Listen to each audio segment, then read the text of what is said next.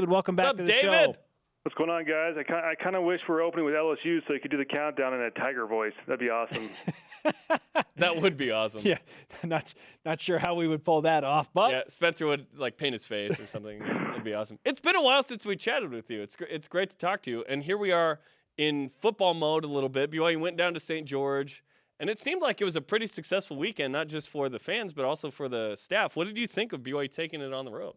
Yeah, following them on social media and hearing back from guys, it sounded like it was a fun camp, something different than the norm, something to switch it up a little bit. As we know, spring ball and fall camp gets pretty long and monotonous. So I thought it was awesome. I think, here's my take.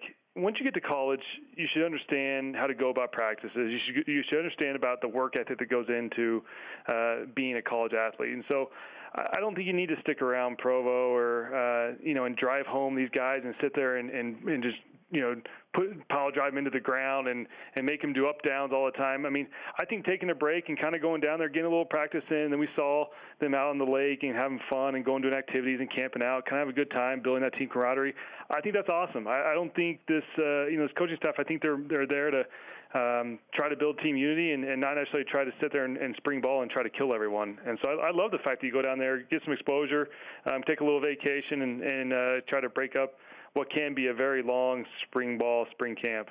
Former BYU and NFL linebacker David Nixon with us on the Deseret First Credit Union hotline. The fact that BYU had a spring break, David, one day, albeit, but had a spring break on a scale of 1 to Ziggy, how jealous are you of the one-day break? Well, the problem with this is you still have to drive 4 hours each way. So it's like, he's still on the road quite a bit. I'll give you a 5. How about that? I'm right in the middle of it. I'm still trying to figure out how I feel about it. Fred Warner said the linebackers, with the linebackers returning, they're leading the way. What expectation as a former linebacker do you have for this group with Butch Pau, Fred Warner, France Bernard and company? Yeah, I have high expectations for these guys, and a lot of it obviously because of the talent they have and the playmakers they are with Fred and Butch and Francis, and glimpse of greatness we saw last season. But more than anything, they have an extra, they have a full year underneath their belt, and now they're going into their second year. So they're kind of veteran guys in this defense. And I've said it before, but in a defense, whenever you know what you're supposed to do, what gap you're supposed to be in, and when you can trust those big guys up in front of you that they're going to swallow up some double teams, man, it makes you play so much faster. And I remember, my rookie year with Oakland, going into my second year, understanding the defense, it just makes life that much easier. You're now not stressed of, oh, crap, am I supposed to be in the A gap or B gap? And you're second-guessing yourself. Now you know, and now you can fly downhill, you can go. And then you flip that to the coaches, Eliza Tuiaki and the rest of the coaching staff. They understand each guy's strengths now. They've been with them for a full season. They've seen them in live game action. And so now they can structure a defense around each player specifically, structure some blitzes, and structure some movement to be able to showcase each one of those guys. And so I do expect this linebacker core to excel because of the experience they've had in this defense for a year. And beyond that, they're playmakers. And that's what's awesome about this team. You got Butch Pau, who's that hard-nosed, that gritty guy that will go fill a hole.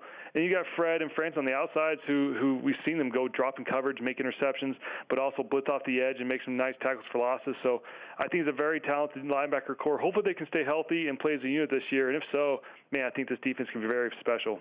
Leave it to CBS Sports and their college football writers to ramp up the hype train already. I thought that was our job. Morning, an article released including 5 Cinderella college football teams that could make a special run. They say this about BYU. Who better to take on the title of college football's Cinderella team than the team who arguably best personifies it? At the very least, BYU is on the short list for well-known giant killers, and they cite BYU's schedule with LSU and Wisconsin and Utah, Mississippi State, Boise State, up front early as BYU's opportunity to make a national splash. David, where do you stand on March 20th college football hype for BYU? This schedule is so brutal. That's the problem with it. It's so brutal that if these guys can survive it, if they can get through that month of September, I mean, it could be one of those Cinderella special seasons, but you've got to get through Wisconsin. You got to get through LSU. You got to get through Utah. I mean, that's a tough stretch right there, but I said it early. I think 10-3 is a awesome season, and I think BYU realistically, if they can come together and offensively, I think the defense is going to be fine. And that's of course it's coming from a defensive guy, but I think offensively the question marks still are running back, who's going to emerge, and then wide receivers, who's going to be that go-to guy, and that's something that BYU liked last year, and who's going to emerge as the go-to guy on the outside that when it is third and long, that Tanner can rely on and can throw the rock to. So I think offensively there's still some question marks on how good they can be, but defensively I think this is one of those units that you look at the secondary. You bring back Troy Warner, you bring back Hanneman, you bring back Dyan. I mean, and you got Jacobson who has some D1 experience. I mean, this is an experienced defense, and of course the D line. You look at the depth chart there. I mean, you've got guys you can rotate in there, in and out all day long. And so defensively, I think this is one of those teams that might be able to hold the opponents to under 24 every game. And offensively, the question is, can they keep up and can they put enough points on the board to squeak out a 13-10 victory or a 14-10 victory? Because that might be all that's needed with this defense of how stout they can be. So I don't know. It's tough to say Cinderella. They're going to be one of those teams. It's tough to put that hype on them so early. But I'm confident they can steal some games here and there and have a double-digit win season, which would be a huge success when you look at, once again, that strength of schedule this year. We've got 5 months and 6 days until the first game. We will break down that schedule for a long time. Let's talk about this. You were there for the bridge from John Beck to Max Hall. What's it like when there's a new quarterback and everybody knows there's that transition and it's his team? We were now making the transition from Taysom Hill to Tanner Mangum. What was that like? Well, I remember this because Max was kind of the scout team quarterback there for a little bit, and he tore up the defense. I mean, every day in practice. And he was that fiery guy that was out there just getting in the defense's face after he threw a touchdown, and we all hated him. But, I think with this change, you go from a guy that has had some experience, had a whole year underneath his belt, and kind of gave back the reins to Taysom, and then took him back for the bowl game. So this is a quarterback that everyone trusts, and I think everyone's on the same page with him in that sense that they know what to expect from him. He's had live game reps. I mean, you look back at Max. Max was a transfer coming off his mission, and so there were some unknowns there. We saw him in practice. We knew knew to expect from him in practice, but sometimes that doesn't translate to the game field when guys can get the jitters and they don't perform as they do in practice. But I think this team, I think they're just ready to roll. There's not a lot of unknowns about Tanner, right? I mean, I think everyone kind of understands his skill set and what he's able to do.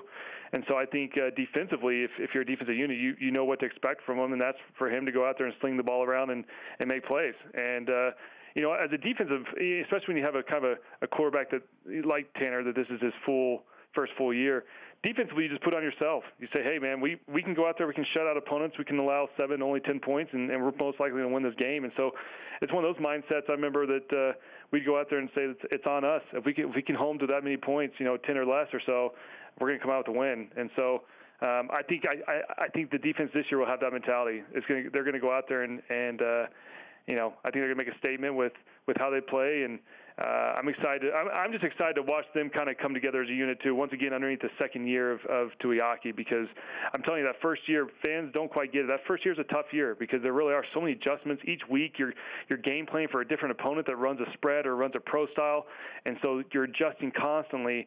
And sometimes it's tough to wrap your head around the defense itself and the concepts that come with it. And so when you've been through a whole season, you've faced pretty much every single offense there is. Now you go in the offseason, you can go back and watch that film, and you understand all the nuances of the defense. Okay, this makes sense. I'm supposed to drop to the flat or curl, whatever it may be, based off this look. And so those guys coming in this year, like I said, are just confident. And when you're confident, that's when you can play fast and fly around. David Nixon, former NFL and BYU linebacker, stand out with us on BYU Sports Nation. I know what Pro Day meant to you, David, because of the Mountain West Sports Network and the fact that not a ton of eyeballs saw you nationally. But you went out, you balled out on Pro Day, you got yourself onto an NFL roster as an undrafted free agent, made the 53. A lot of people are wondering who else, besides Jamal Williams and Harvey Longy, really could benefit from a Pro Day. And it's hard not to think about the name Taysom Hill, who has kind of fallen off the radar. What do you expect from Taysom Hill on Pro Day, and maybe some other guys that are under the radar that could really help themselves with that? Well, we had dinner with Taysom last night. I can say he's stoked. He's stoked for Friday to come, and I'll tell you what, this is the most for a guy like me that wasn't invited to the combine. I mean, you prepared since the bowl game. You started preparing for this one day, this 3 to 4 hours, and it is pretty nerve-wracking. I'll be honest. But it's your time to shine, and you're right that you're going to have 25 plus scouts, GMs, whoever may be there at the pro day to watch it. And so you got to be prepared. So Taysom's going to make a full run at it. The only thing that he's not going to do is bench, but the rest of it he's going to go out there and perform. And so I expect him to excel. I think he's dropped some weight. That's what he was advised to do, is drop some weight, and he's done that. He's been on a pretty strict regimen as far as his eating goes. He's been working out really hard every day, multiple times a day, and he'll be able to go out there and throw as well. And so, I'm excited. I'll be down there for the pro day. I want to cheer him on and all the other guys as well. But I'm excited to see how he performs. I think he'll do really well. I mean, we all know he's a freak athlete, so if you try to compare his stats against other quarterbacks, he'll blow them all out of the water.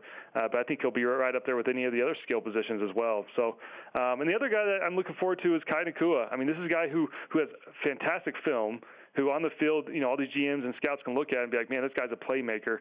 But at the same time, they still put a lot of weight on what we call the underwear Olympics, where you go out there in your spandex and run around and you run around and run 40s and all these other kind of pointless drills just to look pretty.